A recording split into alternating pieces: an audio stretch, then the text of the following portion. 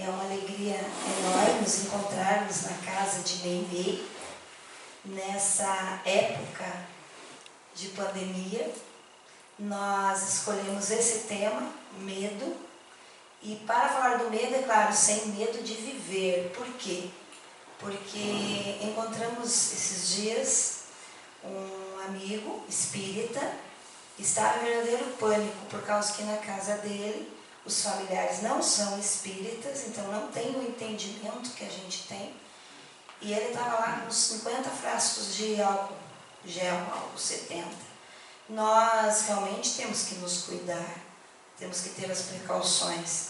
Mas o que ele relatou é que a mulher e a filha estão num verdadeiro pânico dentro de casa. Então nós resolvemos trazer esse tema, o medo. Por quê? Porque ele se tornou o maior problema psicológico do nosso tempo. Ele virou parte do nosso dia a dia. Nós já tínhamos feito essa pesquisa, essa palestra, já tínhamos montado essa palestra bem antes de vivermos essa situação.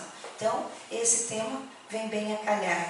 É um pouquinho técnico, um pouquinho científico, como só vai acontecer que a nossa doutrina tem esse tríplice aspecto, mas sempre a gente gosta de começar com o Evangelho de Jesus. Ele já nos alertava sobre o medo. E tendo medo, escondi na terra o teu talento. Então, 2 servos, um quintuplicou, o outro multiplicou, e o terceiro servo que fez com os talentos, movido pelo medo, ele os escondeu na terra. Mas Jesus trabalhava já os nossos medos. Lá em Marcos está: naquele dia, ao cair da tarde, Jesus disse aos discípulos: passemos para a outra margem. Eles então se despediram da multidão e levaram Jesus, do jeito como Jesus estava, no barco, e outros barcos também acompanhavam. Veio então uma ventania muito forte, e as ondas do mar começaram pelo vento a entrar para dentro do barco. E esse foi se enchendo de água.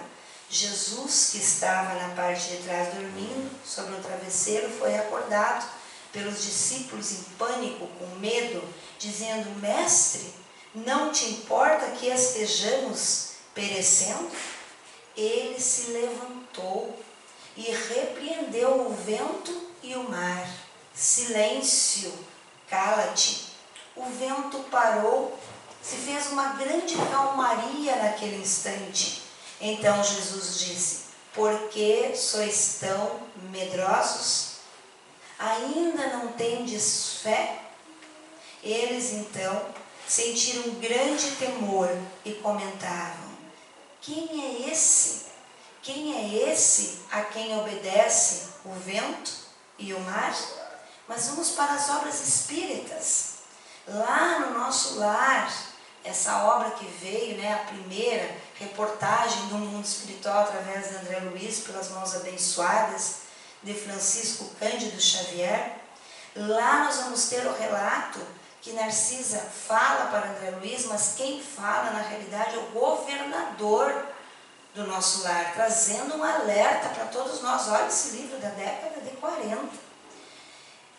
Como muita gente, você talvez não imagine a quantidade de vidas humanas aniquiladas pelas vibrações destrutivas do terror, que é tão contagioso como qualquer doença.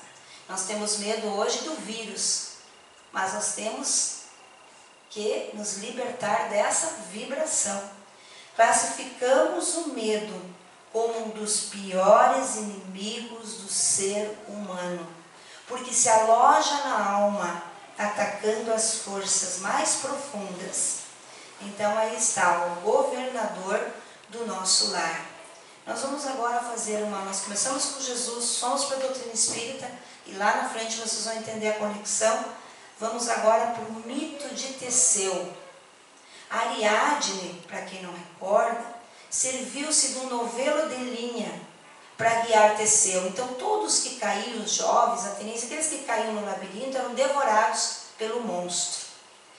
E Teseu resolveu enfrentar. Quando ele desce nesse labirinto, Ariadne joga um novelo, né, uma linha, para guiar os passos do Teseu nesses corredores escuros do labirinto.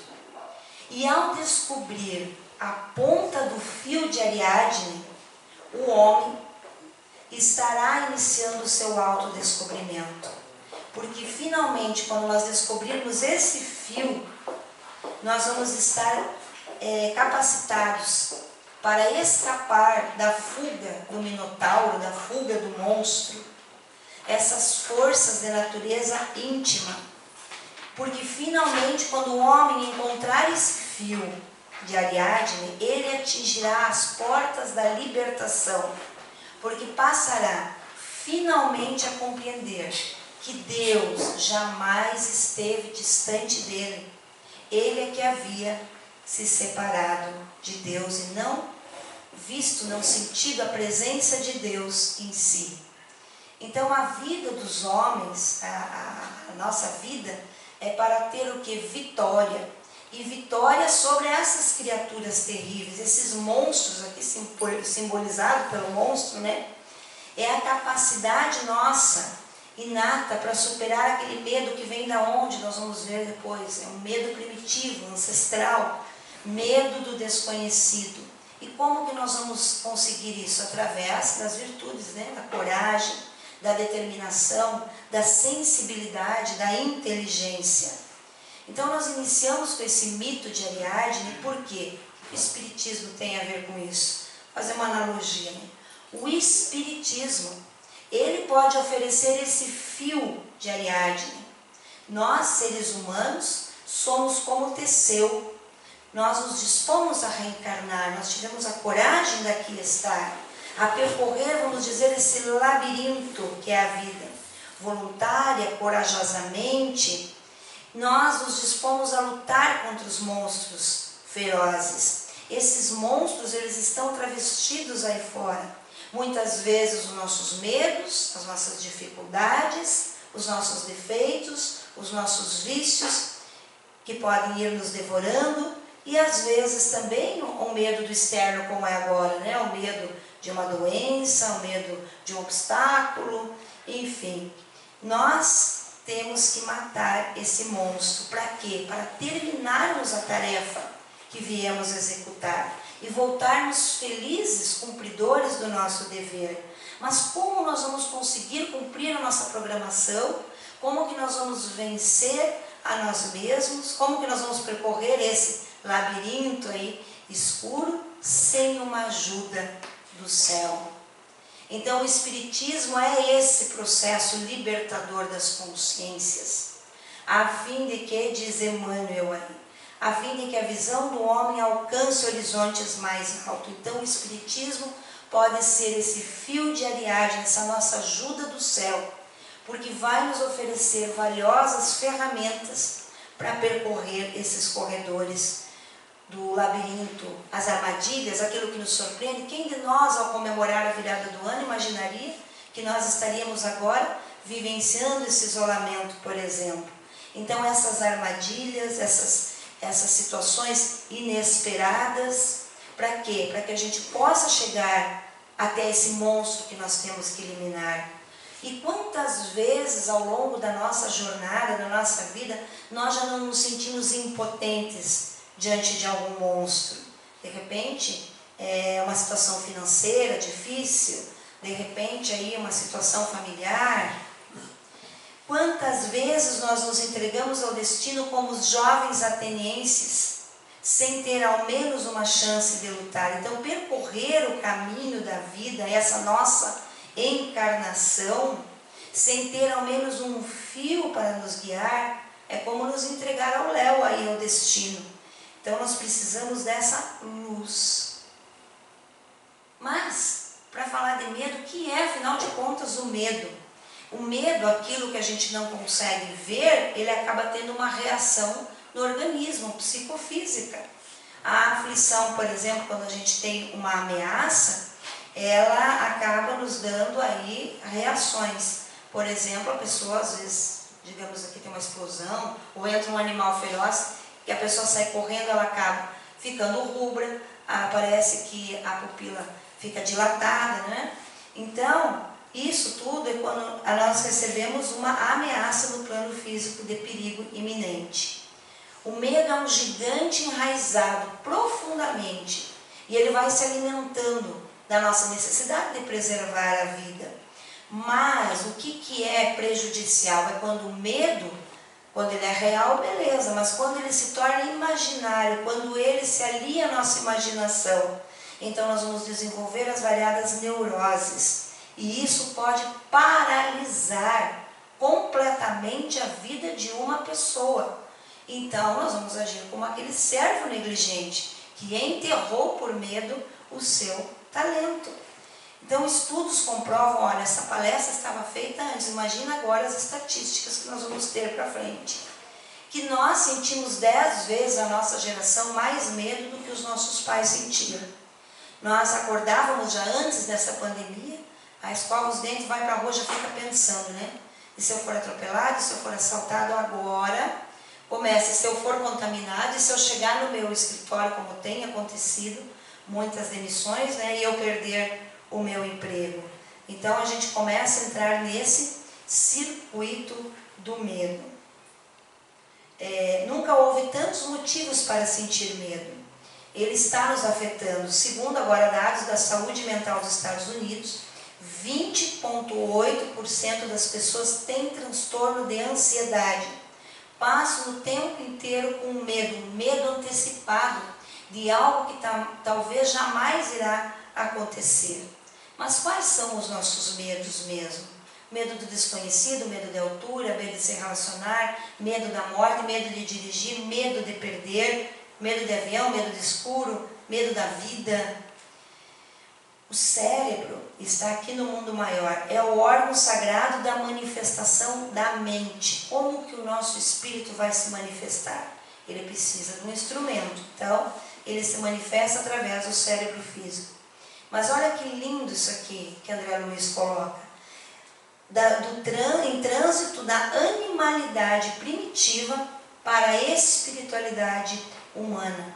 Então ter medo não é de todo o ruim, porque afinal de contas nós só estamos aqui, por quê? Porque lá atrás os nossos ancestrais tinham medo e se preservaram. Um cérebro, duas mentes. O cérebro humano, ele triplicou ao longo da evolução. Passou de 600 centímetros cúbicos do homem habilis há 2 milhões de anos aos 1.400 centímetros cúbicos no Homo sapiens há 150 mil anos atrás. Então a nossa massa cinzenta ela foi crescendo, foi ganhando volume, foi ganhando camadas, a parte mais externa, o neocórtex, até a parte mais interna, que é enroladinho, vamos dizer aqui para a nossa linguagem, como uma linguiça. Então tudo o que nós temos está ali gravado. Só que fica mais dentro, lá no miolo, vamos dizer, do cérebro. E lá está então o nosso sistema límbico, que é a nossa parte mais primitiva, porque afinal de contas nossos ancestrais fomos nós mesmos, nós já estagiamos por lá. E aí é o nosso sistema límbico que coordena as nossas reações instintivas. De repente, o que já aconteceu com a nossa família, estávamos lá nos cânions em Rio Grande do Sul, está caminhando num bosque, e de repente uma cobra, nossa, ainda era uma das mais venenosas aqui da América. Uma cobra, qual que é a reação instintiva? Você dá um salto para trás, você recua, e você não tem tempo nem de pensar. Então essa resposta vai explicar Raul Andeiro, é neurocientista da Emory University dos Estados Unidos. Como as cobras elas eram um perigo lá para os nossos ancestrais, a nossa evolução foi moldando o nosso cérebro, mas em algum lugar isso ficou gravado. Então o medo ele é disparado por essa parte primitiva do cérebro. Nós teríamos como que dois sistemas, aquele intuitivo, rápido, emotivo, que nós poderíamos dizer inconsciente, automático, aquele pressentimento também quando você vê alguém, puxa vida, simpatizei muito com ele, nem conversei, ou o contrário também. Ou às vezes a gente eu vou sair do serviço e vou na farmácia, mas quando eu percebo o meu carro já está na porta da minha casa. O que eu fiz? Eu agi no automático. Então tudo aquilo que a gente faz sem pensar, e aí entra o nosso tema, inclusive o medo, é obra desse sistema 1. Já o sistema 2, ele é o contrário, ele é racional, ele é o pensamento, então ele é mais lento, ele é consciente. A consciência mora dentro desse, mas o sistema 1, ele é autor secreto de muitas escolhas, e diz o psicólogo israelense Daniel Kahneman, ganhador do Prêmio Nobel da Economia, do Prêmio Nobel de Economia, ele é autor do livro Rápido e Devagar, que o sistema 1 é essencial para a nossa sobrevivência. É o instinto que nos permite agir rapidamente. Por exemplo, vou passar na faixa de segurança, mas o ônibus, ele avançou, ele não parou. Logicamente que eu vou recuar. Então, a ciência, ela começa a trilhar o caminho já delineado por André Luiz. Olha só, quando a gente lê lá o Jornal da Família do Globo de junho de 2004, ele vai dizer o seguinte: Freud tinha razão. A matéria vai comentar e comemorar as pesquisas recentes dos neurocientistas. Eles fizeram um novo mapeamento do cérebro e o modelo mental, então, é igual ao proposto por Freud. Ou seja, através de imagem, então, de técnicas bem avançadas de imagem, os neurocientistas, eles identificaram o que através das imagens? Um andar superior, um andar intermediário, vamos dizer, dessa casa ou desse castelinho, e um inferior, correspondente aí às partes do cérebro, onde Freud já falava do superego, né, no córtex, aí, o superego, a existência do andar intermediário, do córtex cerebral posterior, e por fim o ego, no andar inferior. Ao tronco cerebral, no inferior, o inconsciente. Então, o inconsciente, o subconsciente não é tão usado hoje, né? O inconsciente, o consciente e o supra. E é muito interessante isso, essa reportagem, porque esse andar inferior do inconsciente, o andar lá de baixo, é o que André Luiz também coloca nas suas obras. Então nós temos aí doutrina espírita, neurociência e psicologia, falando a mesma linguagem. Então, aonde, nesse caso da palestra, estão os nossos medos? Lá no porão inferior, que Freud denominou inconsciente e que a neurociência agora detecta através de imagens. Mas que tipos de medo nós temos? Medo instintivo, que é o que nós estávamos falando agora, quando a gente tem uma reação. Tem o medo racional. De repente eu vou andar por uma rua escura, à noite, eu sei que aquela rua é perigosa, eu não vou desviar. O medo imaginário, que é aquele quando a gente cria situações que talvez nem aconteçam. E o medo, hoje em dia, é muito condicionado, principalmente pela mídia. O medo, ele se traveste com máscaras. Então, muitas vezes, a pessoa, ela é tímida, por quê? Porque ela tem medo de errar, medo de ser reprovada. A máscara do ciúme, do pessimismo, do tédio, da vaidade, lá por trás de tudo isso, nós vamos ter o medo como fonte. Mas por que nós temos medo? Está lá nas Escrituras, né? Eu não te dei um espírito de medo. Então é no espírito que estão as causas do medo. O que nós somos? Nós somos resultado das nossas memórias, né? A somatória das nossas experiências, tudo quanto nós adquirimos a nível social, moral, educacional, intelectual. E isso aí tudo vai dar o quê? Bagagem para mim saber nessa existência o que é lícito e o que não é lícito. Tudo isso vai concorrer para a libertação ou para a submissão aos códigos estabelecidos, então, do que agora se convém dizer certo e errado, né? Da moral, do legal. Então, essas memórias é que vão estar presentes nessa existência. E nesse momento social que a gente vive de pandemia, de quarentena, de isolamento, o medo assume proporções avantajadas. E isso vai perturbando o quê? A liberdade pessoal, a liberdade comunitária do indivíduo.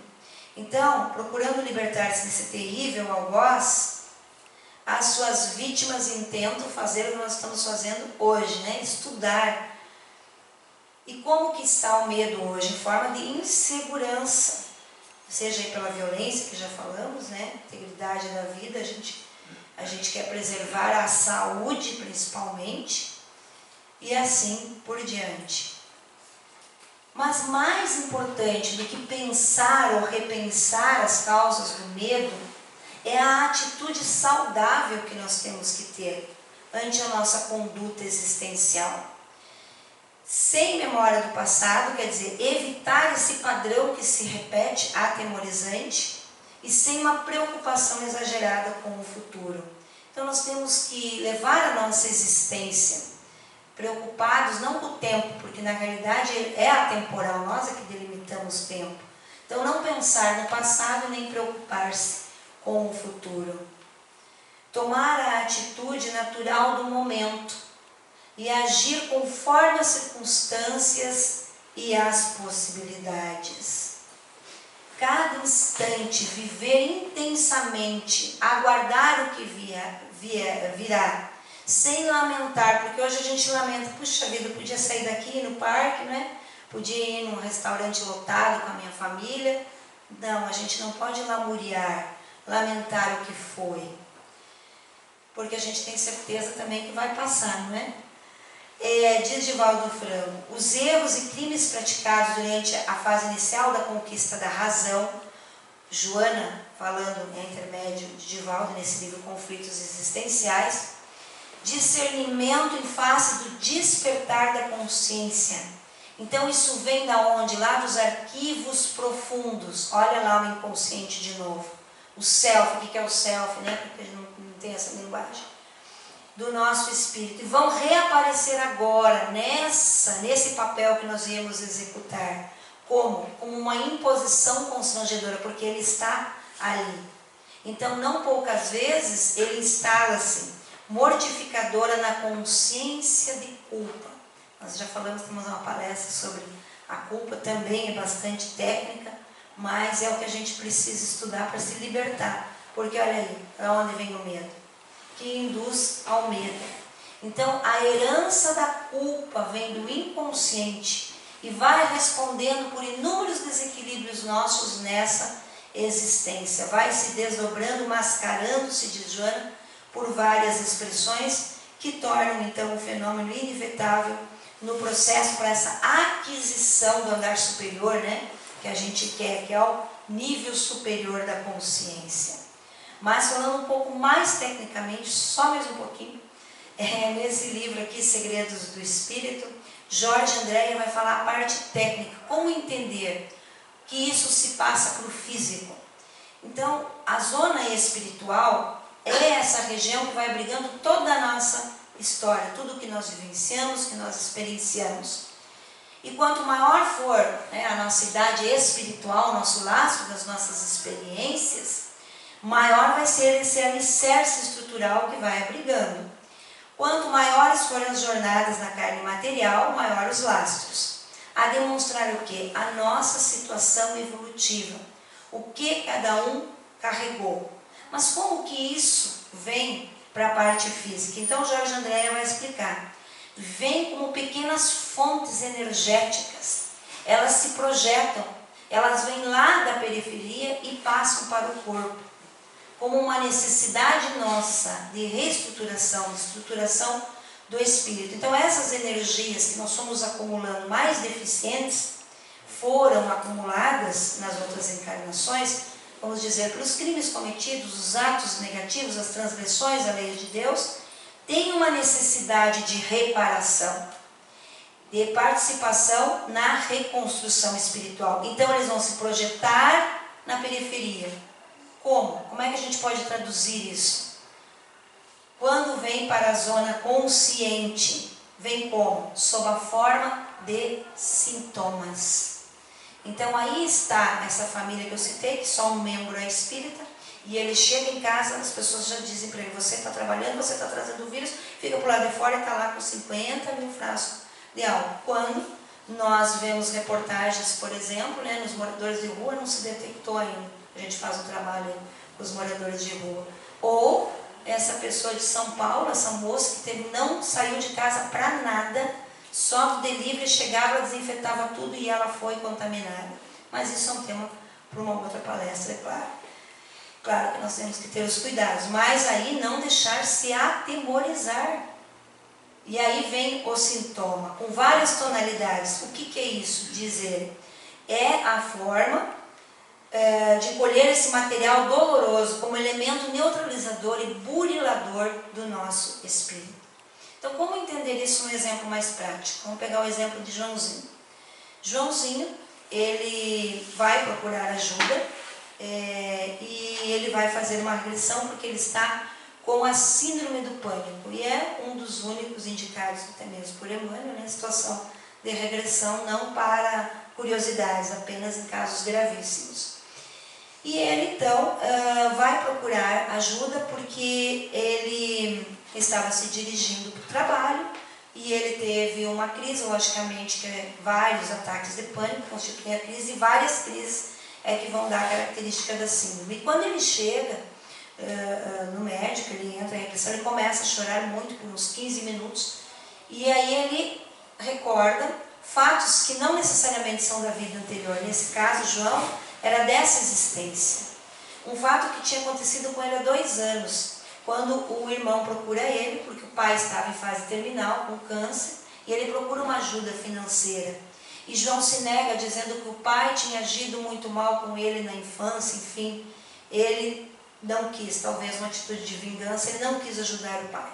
Ele carrega essa culpa e ele começa a apresentar esses sintomas. E quando ele vai para a regressão, justamente o que o terapeuta percebe é isso, é que ele, através da culpa de não ter ajudado o pai que veio a óbito, ele acabou desenvolvendo esse circuito do medo. Ou seja, lá estão, aqui a gente pegou coisa de 2 anos atrás, mas poderia ser de 200, 300, 500. As nossas vivências equivocadas no passado, fica tudo lá no inconsciente. E aí vem a culpa. E aí vem no presente sob a forma de medo. E aí ele é consciente. E vem os transtornos do comportamento. Desde transtornos depressivos graves, fobias, até a síndrome do pânico. Então, à medida de Joana de Ângeles, que a culpa vai se introjetando, ela vai se assenhorando nas nossas emoções. E aí ela vai se tornar punitiva, castradora e perversa. Então aí está, logicamente, quando a gente tem medo, a gente vê uma ameaça, né, fogo de repente, o nosso cérebro vai dar um aviso, vai produzir os hormônios, e é por isso que a gente fica rubro ou que as pupilas saltam dos olhos. Acelera o coração, aumento da pressão, palidez e etc. O problema é quando o medo não é real e há a repetição desse circuito do medo, que aí nós vamos desencadear várias doenças no corpo físico. Então, o medo, ele traz consequências. Doenças aprisionam o ser. Então, por medo, Joãozinho já não saía de casa, porque ele tinha um medo que ele ia passar mal novamente. Presença de um sentimento de incapacidade frente à vida, às circunstâncias. E aí o espírito faz aquilo que o servo terceiro fez. O espírito trava, ele esconde na terra os seus talentos. E aí nós lembramos do governador, não, do governador do nosso lar, do governador do nosso lar. O medo é um dos piores inimigos do ser humano, porque se aloja na alma, arrancando as forças mais, as forças mais profundas. Então, se nós elegermos o medo, a vida perde o sentido, ela perde o brilho, nós vamos postergando realizações, nós vamos deixando para depois convivências que seriam positivas.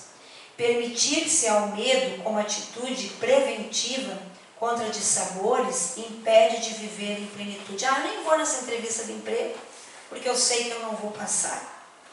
O medo traz frustrações nas ações, dificulta o progresso do espírito e, pior, deixa marcas profundas na memória. Nós acabamos de ver que nós vamos armazenando tudo, vai ficando no nosso inconsciente, e uma hora vem à tona. Então, o medo é campo aberto ao processo obsessivo. Quantas pessoas procuram a casa espírita, ou agora nessa época ligam, entram em contato via rede social, para que a gente coloque o nome numa reunião, numa prece, numa vibração, porque aniquiladas pelo medo, baixar a vibração e acessar espíritos infelizes. Então, o que nos cabe?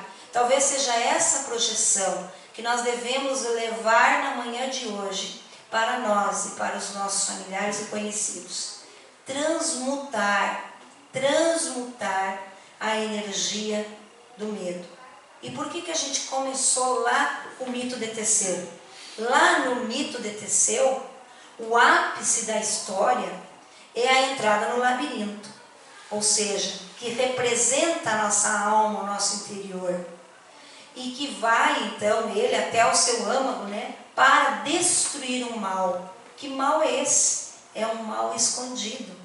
Então, não adianta a coragem de uma espada. A espada, ela destrói. Mas será que a gente tem coragem de nos olhar no espelho, ou seja, mergulhar e ver o nosso mundo interior? Afinal de contas, o que fazer para superar o medo? Como erradicar o medo? É o autoconhecimento. E aí entra esses 3 ingredientes: o amor, a fé e a coragem. Trabalhar o autoconhecimento. Coragem para manter contato com o medo. Não, eu tenho medo de avião mesmo, eu tenho medo de escuro, eu tenho medo do vírus. E confiança para o enfrentamento. Produção no bem, porque a gente sintoniza com forças positivas, poderosas, para desenvolver o enfrentamento. Avaliar gradativamente aquilo que realmente é ameaçador, se nós estamos criando, imaginando. Então, junto com todos os tratamentos acadêmicos, o paciente ele necessita de estímulos também espirituais. E aí é que entra a doutrina espírita, o espiritismo, para ele despertar dessa letargia, devendo modificar a paisagem interior. Então, um tratamento espiritual ele não é só passe, Nós temos um tratamento lá da Fluido. Muitas pessoas acham: eu quero só vir para Fluido. Não, você tem que assistir a palestra, as orientações do atendimento fraterno, porque a etapa começa com o conhecimento do que estou sentindo, que entendimento eu tenho do Evangelho de Jesus, da doutrina dos Espíritos, e para passar a refletir, porque conhecimento só ler sem parar para refletir, aonde isso pode me ajudar? Ou seja, o que Jesus me ensina para transformar, para vencer as minhas dificuldades? Todos os ensinamentos do Mestre são baseados no amor. E diz a mentora de Divaldo, Joana, que psiquiatras e psicólogos dos mais renomados reduzem todas as emoções humanas em 2: medo e amor. E dizia Jajão: o perfeito amor lança fora o temor. Um oráculo lá em Atenas já previra, já tinha predito a Teseu, que o amor era que o salvaria do labirinto. E foi isso que aconteceu. Quando ele acreditou no amor de Ariadne, no fio que ela havia lhe entregado, Teseu se salvou. Então o Espiritismo nas nossas vidas é esse algo mais. O Espiritismo é essa ferramenta que nos proporciona o autoconhecimento, que nos oferece meio para lutarmos aí no mundo exterior contra esses monstros, contra o medo. Nos ajuda na hora de fazer as nossas escolhas, a não sucumbir diante das vicissitudes da vida nesses corredores como o labirinto, que nos apresentam surpresas. Então, o amor é o antídoto eficaz para a superação do medo, para a eliminação do medo. A escolha é de cada um de nós. Medo ou amor? Os dois não convivem no mesmo espaço emocional. Será que nós temos então refletido profundamente nos ensinamentos de Jesus? E o que a doutrina espírita, a evangelização do espírito tem a acrescentar para nós? Poxa vida, eu posso me contaminar, eu posso vir a desencarnar. Mas aí vem a doutrina espírita. Eu sou o que? Um espírito imortal. Nós vamos desencarnar de qualquer forma, seja dormindo, seja um problema cardíaco, um acidente. Nós viemos à Terra para quê? Para aprender, e que aqui realmente tudo é passageiro. E qual é o nosso destino? É ser luz, é brilhar. Tenho potências que o Pai me ofertou, preciso aprender a utilizar. Como está o meu pensamento? Como está a minha vontade? Então, o tratamento espiritual entra dentro dessa etapa aí do autoconhecimento. Olhar a intimidade, reconhecer os medos e dispor a vencê-los. E o que eu já trouxe de aquisições para me ajudar? E a etapa também da prece, olha que ferramenta poderosa. Em todo esse processo, a oração ungida de sinceridade libera as energias deletérias que estão acumuladas lá no inconsciente. Ela vai abrir esse canal com a divindade e de lá nós vamos fluir bênçãos, luz. E a partir desse momento de vinculação nós vamos angariar cargas benéficas para nós, para o nosso corpo espiritual, para o nosso corpo físico. Assistência fraterna, né? Eu acabei de falar que a gente está indo em rua sem medo de se contaminar, logicamente com a máscara, com o álcool gel. Estamos entregando 150 marmitex todas as quintas-feiras, porque a maioria das pessoas nos abandonou porque tinham medo de contaminar. Isso são palavras deles, né? Que as doações diminuíram. E logicamente, quando a casa estiver aberta, a gente vai procurar os passes, a fluidoterapia. Muitas pessoas com crise de pânico, aliado com o tratamento médico, melhoram com o tratamento espiritual. Principalmente porque a gente coloca o nome numa reunião de desobsessão. Se baixou a vibração, entrou na vibração do medo, vinculou criaturas, vamos orar para que esses irmãozinhos sejam encaminhados. E logicamente, como falamos no amor, a ação no bem e na caridade, engajamento. Então, algumas dicas para enfrentar o medo. Nada me ocorrerá que não seja útil para o meu progresso. Nada é por acaso. Acredito nas possibilidades favoráveis quando enfrento situações adversas. Positivismo, pensamento firme, confiança. De forma progressiva, o objeto causador do medo eu vou enfrentando. O medo que sinto não vem do objeto, vem do meu mundo interior. Será que é o medo do vírus ou do diagnóstico de câncer ou é o medo da morte?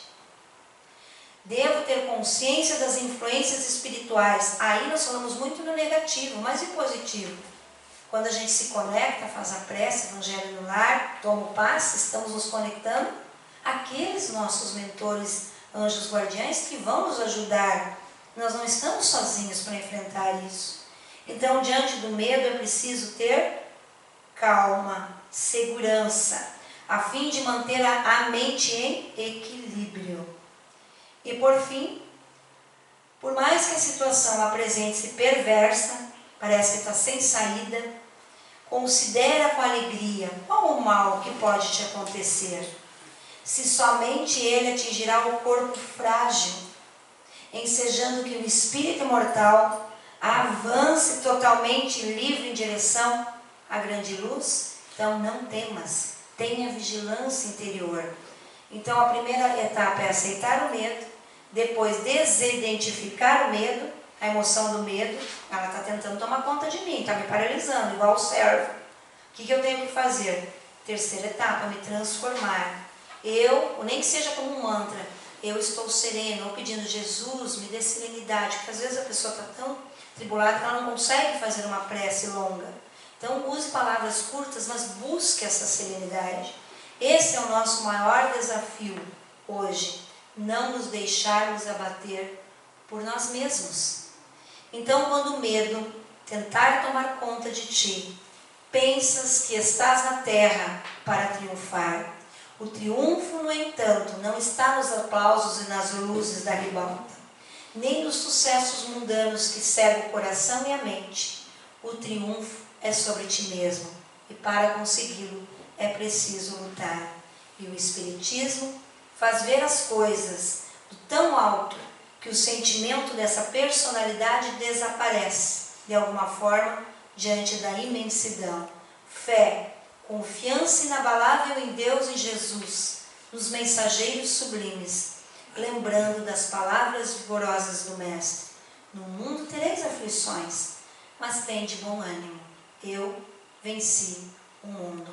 Então eu sei que é um pouco técnica, um pouco científica, mas o que nós devemos levar dessa manhã é a nossa parte para confiar e transmutar essa energia do medo. Tarefa nossa, mas não estamos sozinhos jamais. Por essa oportunidade, agradecemos imensamente.